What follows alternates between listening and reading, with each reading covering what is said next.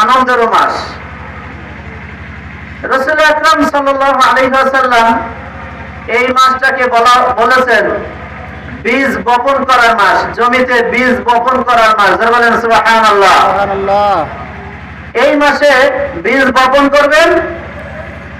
শাবান মাসে বীজ বপন করার পরে যে চারা গাছ হবে, সেই গাছের মধ্যে এক প্রকার আগাছা জন্ম নেয় না, সেই আগাছা পরিষ্কার করার মাস।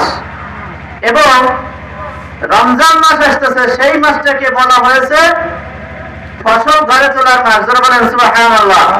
এখন এই যে হাদিসটা, এই হাদিসটার দ্বারা কি বুঝলেন? মাঠে ধান লাগানো, পাট বোনানো, বিষয়টা এরকমের না। ইবাদতের কথা বলা হয়েছে। কি বলেছে?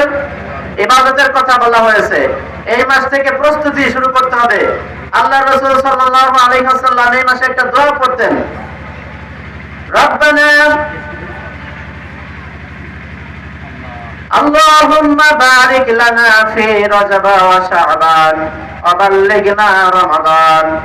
আল্লাহ তাআলার দরবারে আল্লাহ রাসূল সাল্লাল্লাহু আলাইহি ওয়াসাল্লাম বলতেন, হে আল্লাহ, আমাকে রজব মাস এবং শাবান মাসের বরকত দান করুন। যারা বলেন সুবহানাল্লাহ।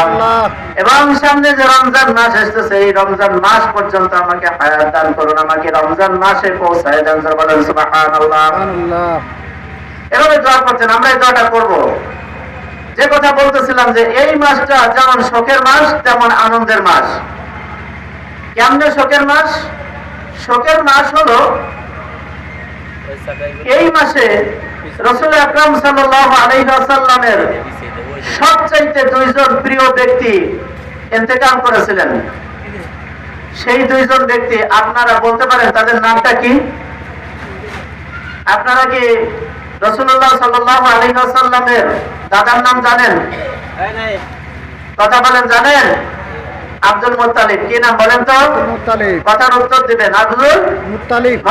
উনি ছিলেন রাসূল আকরাম সাল্লাল্লাহু আলাইহি ওয়াসাল্লামের দাদা। এই রজব মাসে রাসূল আকরাম সাল্লাল্লাহু আলাইহি ওয়াসাল্লামকে সবচাইতে রাজনৈতিকভাবে যিনি বেশি সাপোর্ট দিতেন, ক্ষমতার দিক দিয়ে সবচাইতে বেশি সাপোর্ট দিতেন যিনি, তিনি হলেন রাসূল আকরাম সাল্লাল্লাহু আলাইহি ওয়াসাল্লামের দাদা আব্দুল মুত্তালিব। উনি এই মাসে ইন্তেকাল করলেন। শুধু তাই নয়, এই পৃথিবীর বুকে সবচাইতে কাছের মানুষ যিনি,